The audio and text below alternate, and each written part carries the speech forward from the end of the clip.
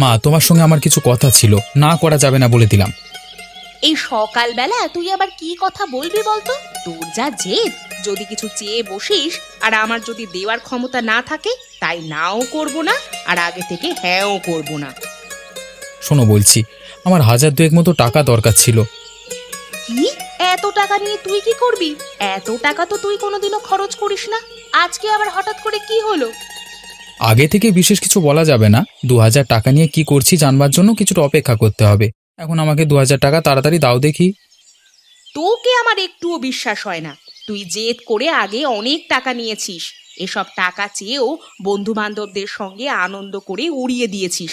বলি বাবা, 2000 টাকা ঘরে আনতে কতটা পরিশ্রম করতে হয় তুই তো বুঝবি না। আগে যা করেছি করেছি, কিন্তু আমি আর আগের মতো নেই। আমি এখন অন্যরকম হয়ে গেছি। এখন তোমার কাছ থেকে টাকা নেব মানে আমি ভালো কাজই লাগাবো। তোর সেই ভালো কাজটা কি সেটা আমাকে বলে গেলে তো খুব ভালো হতো। ভালো কাজ আগে থেকে লোককে বলতে নেই। যদি আগে থেকে লোককে বলে দেওয়া হয় তাহলে সেই কাজ কোনোদিন উদ্ধার হয় না, নজর লেগে যায়। তুমি এখন তাড়াতাড়ি দাও না টাকাটা, আমার দেরি হয়ে যাচ্ছে। এই নে বাবা, তোর জেদের কাছে তো আমি কোনোদিন না করতে পারি না। এই নে তোর 2000 টাকা। এই টাকাটা ঘরে আনতে আমার 2 মাস সময় লেগেছিল, তাই যেখানে খরচ করবি একটু ভেবে চিন্তে খরচ করিস। আরে হ্যাঁ হ্যাঁ, একদিন এমন সময় আসবে দেখবে এই 2000 টাকা একদিনই ঘরে আসছে। চলো, আমি এখন এলাম। রান্না বান্না করে রেখো, ফিরে এসে ভাত খাবো।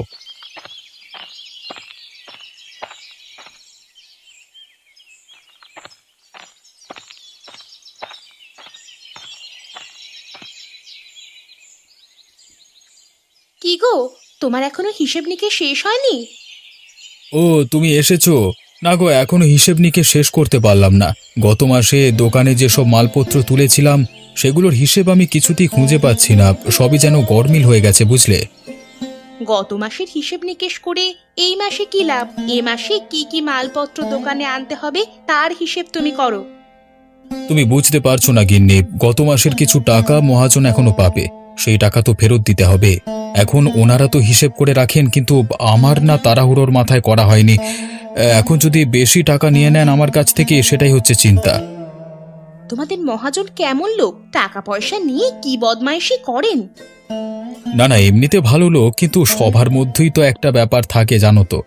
ধরো আমি বললাম যে আমি হিসেব হারিয়ে ফেলেছি, অমনি তারা তাদের সুদের হার বাড়িয়ে 5-10 হাজার টাকা বেশি নিয়ে নিল। তখন তো আমারই ক্ষতি, তাই না? নাও নাও, সকালবেলা এত মাথায় চাপ নিও না। এখন দুটো খেয়ে নাও, আবার দোকানে গিয়ে খদ্দেররা দাঁড়িয়ে থাকবে। হ্যাঁ, সে না হয় যেতে হবে, কিন্তু হিসেবটা যে কি হবে। তুমি এক কাজ করবে, তুমি মহাজনের কাছে গিয়ে বলবে তাড়াহুড়োর মাথায় আমি হিসেবের কাগজটা আনতে ভুলে গেছি। তারপরে যে টাকাটা হয়েছে সেই টাকাটা ওদের কাছ থেকে একবার জিজ্ঞাসা করে নিয়ে দিয়ে দেবে। সেটা করলে হয়। এখন দেখা যাক, অসুবিধায় পড়লে তখন অন্য ব্যবস্থা নেওয়া যাবে। আগে থেকে চিন্তা করে তো লাভ নেই। ঠিক আছে, তুমি আমাকে খেতে দাও।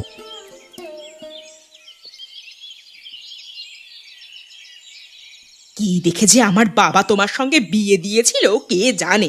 কোথায় আমার বাপের বাড়ির পাকা বাড়ি আর কোথায় তোমার এই টালির চালের মাটির বাড়ি। জীবন যেন একেবারে শেষ হয়ে যাচ্ছে এখানে। গিন্নি, অমন করে বলছো কেন তুমি? শুধু বাড়িটাই দেখলে? তোমার 4 বোনের মধ্যে তোমার সঙ্গে তোমার বাবা যে কেমন ব্যবহার করতো সেটা তুমি কি ভুলে গেছো? ওখানে পাকা বাড়িতে থাকলেও তুমি তোমার বাড়ির চাকর হয়ে থাকতে, আর এখানে তুমি বাড়ির রানী হয়ে আছো। বাড়ির রানী না ছাই, কোনো ইচ্ছে আমার পূরণ হয় না। সারাদিন এই ঘরের 4 দেওয়ালের মধ্যে বসে থাকি। ঘরের প্রত্যেকটা কাজ আমাকে করতে হয়। এরকম করে কি জীবন চলে? গিন্নি, তুমি তো ওখানেও বাড়ির সব কাজ করতে, তখন তোমার অসুবিধা হতো না? সত্যি একটা নরক থেকে তোমাকে উদ্ধার করলাম, আর তুমি আমাকে আজকে কথা শোনাচ্ছ? নরক থেকে উদ্ধার করে আবার নরকে এনে ফেলেছো। শোনো, এরকম করে যদি আমাকে থাকতে হয় তাহলে কিন্তু আমি আমার বাপের বাড়ি আবার চলে যাব। তখন কিন্তু তুমি দেখবে। বাপের বাড়ি গিয়ে কি করবে? সেখানেও তো তোমার বাবার চ্যাটাং চ্যাটাং কথা শুনতে হবে। তা সেখানে যদি যাওয়ার ইচ্ছে হয় তাহলে যাও, তবে ভেবে যেও যেখানে মান সম্মান নেই সেখানে না যাওয়াই ভালো। সম্মানের কথা তুমি আমাকে শোনাতে এসো না। হ্যাঁ, এই গ্রামে তোমার খুব সম্মান না? তুমি তো কোনো কাজকর্ম করো না, বেকার হয়ে ঘুরে বেড়াও। সামর্থ্য আছে আমাকে ভালো মন্দ খাওয়ানোর, ভালো মন্দ দেওয়ার? আমি মানছি আমার হাতে এখন কোনো কাজকর্ম নেই, তোমার কোনো ইচ্ছেটাই আমি ভালো করে পূরণ করতে পারি না। কিন্তু গিন্নি, আমি যতটুকু পারি ততটুকু করবার চেষ্টা করি, যাতে তুমি ভালো থাকো। তোমাকে ভালো রাখাই আমার একমাত্র উদ্দেশ্য। নাটক দেখলে বাঁচা যায় না। এখন যাও তো, চোখের সামনে থেকে দূর হয়ে যাও। সকালবেলা তোমার মুখ দেখতে আমার ইচ্ছে করে না। তুমি আমাকে এত বড় কথা বললে গিন্নি, বেশ, তবে আমি এখান থেকে চলে যাচ্ছি।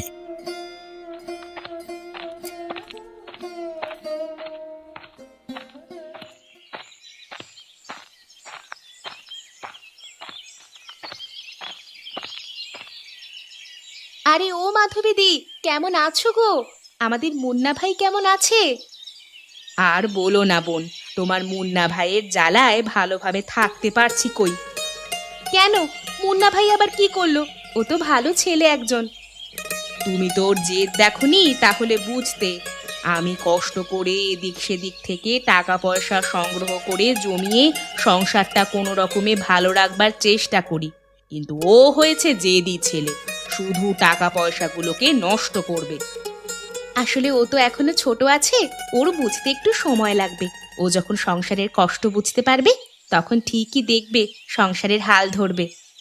কিন্তু কবে বুঝবে বোন? সারা জীবন খেটে খেটে আমার শরীর ভেঙে পড়ছে, আর ওই ছেলে এখনো শুধুই আনন্দ করছে, ঘুরে বেড়াচ্ছে। আমি বুঝতে পারছি গো দিদি, তুমি ওকে একটু ভালো করে বোঝাও।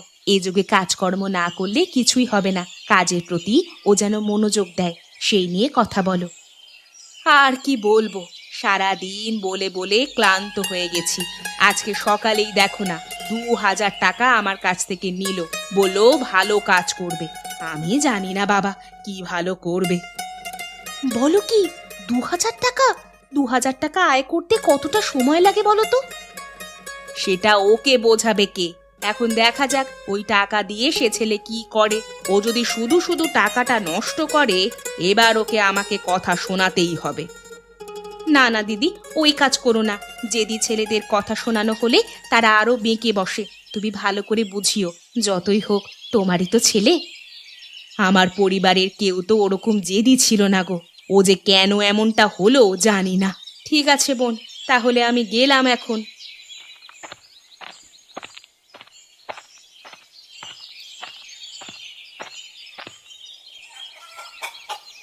রতন কাকা, আমি এসেছি গো। বাবা, তোমার খামারে তো দেখছি অনেক মুরগি। সে কি রে, সকাল হতে না হতেই তুই চলে এসেছিস? আমি তো ভাবলাম তুই আসবি না। না কাকা, তোমাকে তো আমার পরিবারের অবস্থা বলেছি। আমি যদি এই সুযোগটা কাজে না লাগাই, তাহলে আমার পরিবারের আর্থিক অবস্থা কোনোদিনই ঠিকঠাক হবে না। যাক, তোর মতো ছেলে আর কটা হয় বল? কতজনই বা নিজের পরিবারের কথা ভাবে এই বয়সে। আমি তো জানি তুই ভালো ছেলে, আগেও কত কি কাজ করবার চেষ্টা করলি, কিন্তু বাকি লোকেরা তো কাজ দেওয়ার নাম করে তোর কাছ থেকে টাকা মেরে নিয়ে চলে গেল। তাতেও তুই হাল ছাড়িসনি দেখে আমার খুব ভালো লাগলো। না কাকা, খুব খারাপ লাগে জানো। আমি তো এখনো পর্যন্ত এক পয়সাও আয় করতে পারলাম না। সেসব টাকা আমার মায়ের, জানো। আমি এক প্রকার জোর করে টাকা পয়সা নিয়ে চলে আসি বলে মা কিছু বলতে পারে না। তা কাকা, তুমি আমাকে 2000 টাকা আনতে বলেছিলে, এই নাম এনেছি। যাক, তোর উপর তাহলে ভরসা করা যায়। আচ্ছা, আজকে তোকে আমি খুব ছানা মুরগি দেব। এই মুরগিগুলো কিন্তু বেশি বৃদ্ধি পায় না, মাত্র 3-4 দিন প্রতিপালন করবার পরই তুই এগুলো অনায়াসই বাজারে বিক্রি করতে পারবি। তাহলে তো খুব ভালোই হয় কাকা।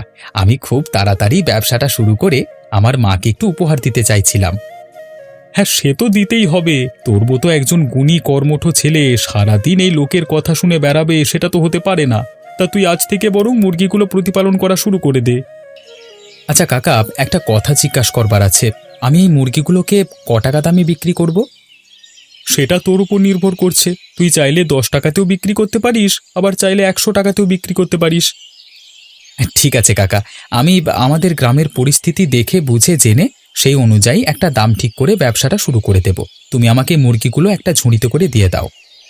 ঠিক আছে, দিয়ে দিচ্ছি।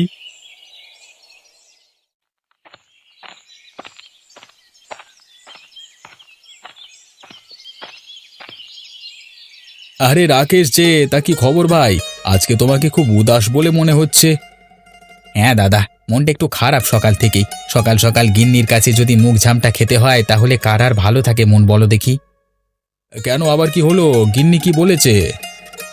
ওই আমি কোনো কাজকর্ম করি না, গরিব, এই কারণেই আর কি সারাদিন কথা শোনায়।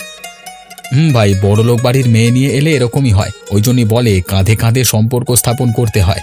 আমি বলি কি, তুমি বরং একটা কাজ বা ব্যবসা নিয়ে সারাদিনে ব্যস্ত থাকো, তাহলে এই ধরনের আচরণ তোমার প্রতি অনেকটা কমে আসবে তোমার গিন্নির। কাজ তো আমি করতে চাই দাদা, কিন্তু কাজ কোথায় পাবো বলো? সেই কারণেই তো সারাদিন এদিক ওদিক ঘুরে বেড়াই। হ্যাঁ, বাজারে কাজের খুব অভাব। এই গ্রামে তো আর কোনো কাজ নেই যে লোকে দেবে, তাই জন্যই তো আমি একটা মুদিখানার দোকান খুলে বসেছি। তুমি বরং পাশের গ্রামগুলোতে একটু খোঁজ খবর নিয়ে দেখো। পাশের গ্রাম বা দূরে কাজ করলে তো সে সকালে গিয়ে সন্ধেবেলায় ঘর ফিরতে হবে। তাতে কি হয়েছে? ঘরে বসে গিন্নির মুখ ঝামটা খাবার থেকে তো অনেকটাই ভালো। সারাদিন কাজ করবে, রাত্রিবেলায় ঘরে ফিরবে, আবার সকালবেলায় উঠে কাজে চলে যাবে, তাহলে দেখবে সবকিছু ঠিকঠাক হয়ে যাবে। ঠিক আছে দাদা, তুমি যখন বলছো আমি তাই করব, তোমার কথার ফেলবো না। এখন ভাগ্যে যা আছে তাই হবে, দেখা যাক। তা তুমি এখন যাচ্ছ কোথায়? কোথায় আর যাবো, তোমার সঙ্গে একটু দেখা করতে এলাম। ঠিক আছে দাদা, তুমি তাহলে দোকান দাও, আমি পরে আসবো, কেমন?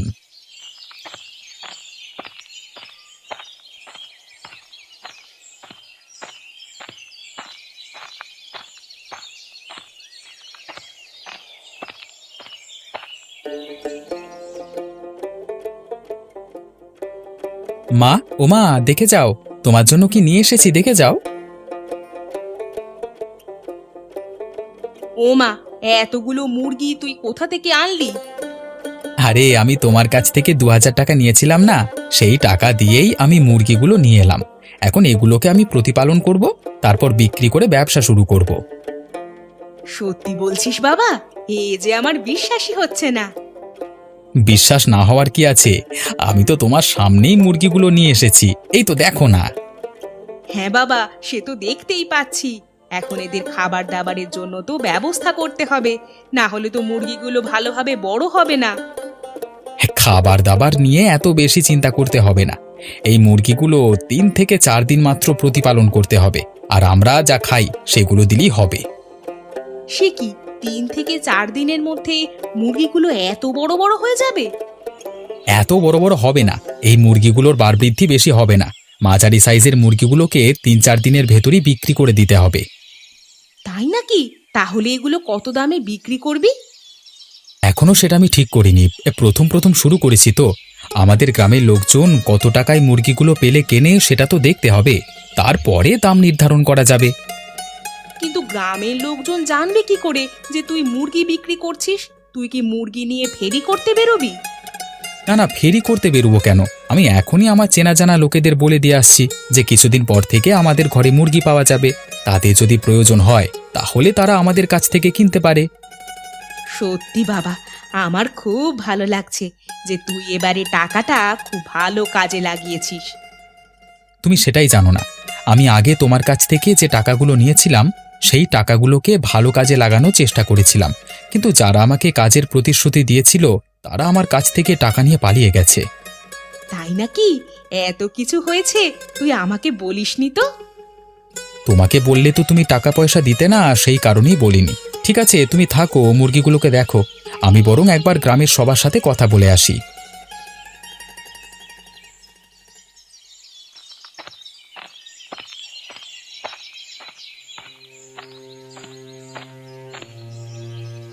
এ কি হলো তোমার? এত রক্ত, তুমি পড়ে গেলে কি করে? এই যে তোমার মাথা ফেটে গেছে। আরে আরে আরে, এ তো মনে হচ্ছে অজ্ঞান হয়ে গেছে, আমাকে এক্ষুনি ডাক্তার ডাকতে হবে।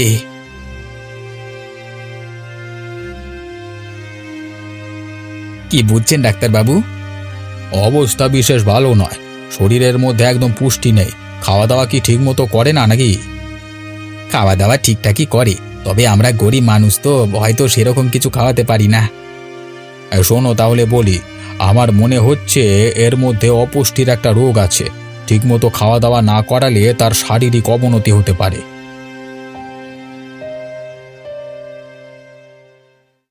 আমার মাথাটা এরকম লাগছে কেন? কি হয়েছে আমার? মা, তুমি মাথা ঘুরে পড়ে অজ্ঞান হয়ে গেছিলে, তারপর মাথায় আঘাত লেগে তোমার মাথাটা ফেটে গেছে। কিন্তু তোমার হঠাৎ করে এরকম হলো কেন?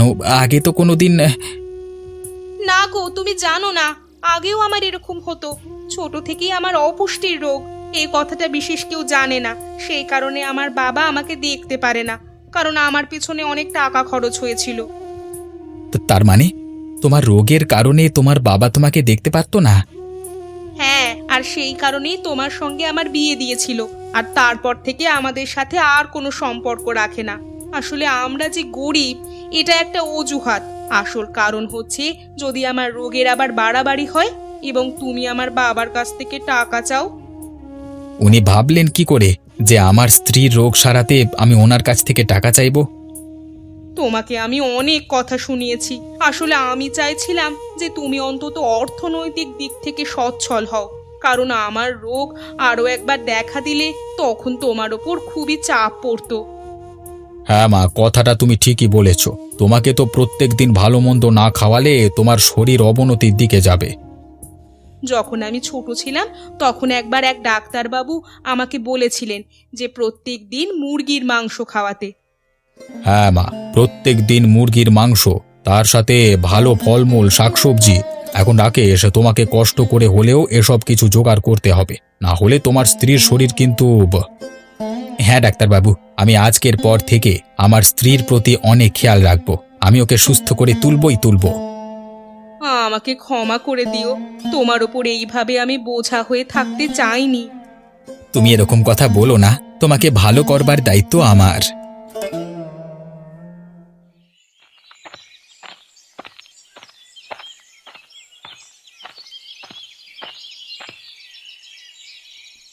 কি গোপাল কাকা, কি করছো? আরে কি করব ভাই, এই যে মুদিখানা নিয়ে বসে আছি। তা তোর কি খবর বল? ভালো খবর, বুঝলে আমি একটা ব্যবসা খুলেছি, নতুন মুরগির ব্যবসা।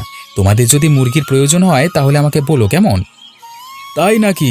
আরে এ তো দারুণ কথা। আমাদের গ্রামে অবশেষে একটা মুরগির দোকান হতে চলেছে।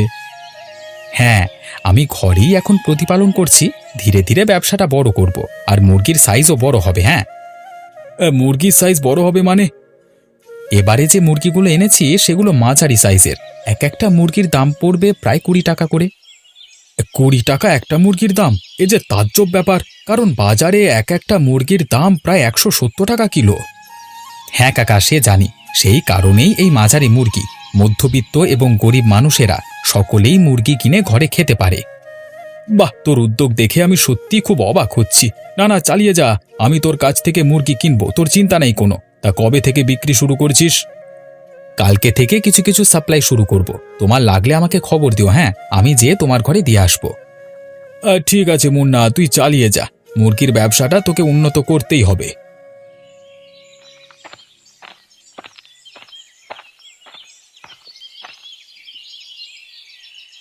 কি রাকেশ কাকা, কেমন আছো গো? কি ব্যাপার, এখানে উদাস হয়ে বসে আছো কেন? আরে ডাক্তারবাবু এখানে কি করছেন?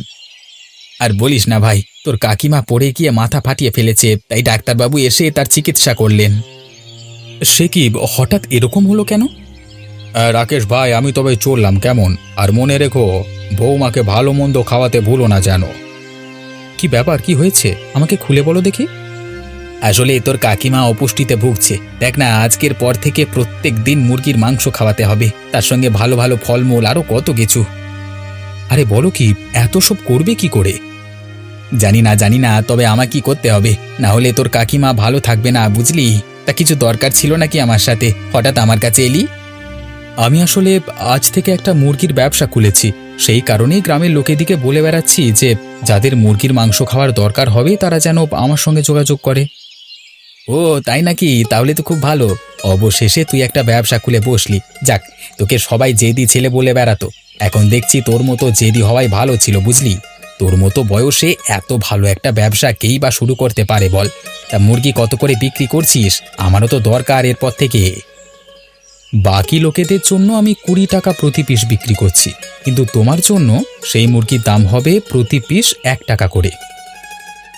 কেন? আমার জন্য দাম আলাদা কেন? আসলে কাকা, আমি এই ব্যবসাতে নামবার আগে প্রতিজ্ঞা করেছি যে আমি সাধ্যমতো চেষ্টা করব যাতে সকলে এই মুরগির মাংস খেতে পারে। আর এখন থেকে তো তোমাকে প্রত্যেক দিন মুরগি কিনতেই হবে কাকিমার জন্য। এত খরচ করা তো তোমার পক্ষে সম্ভব নয়, তাই তোমার জন্য মুরগির দাম 1 টাকা। এখন কাকিমাকে সুস্থ করে তুলতে হবে।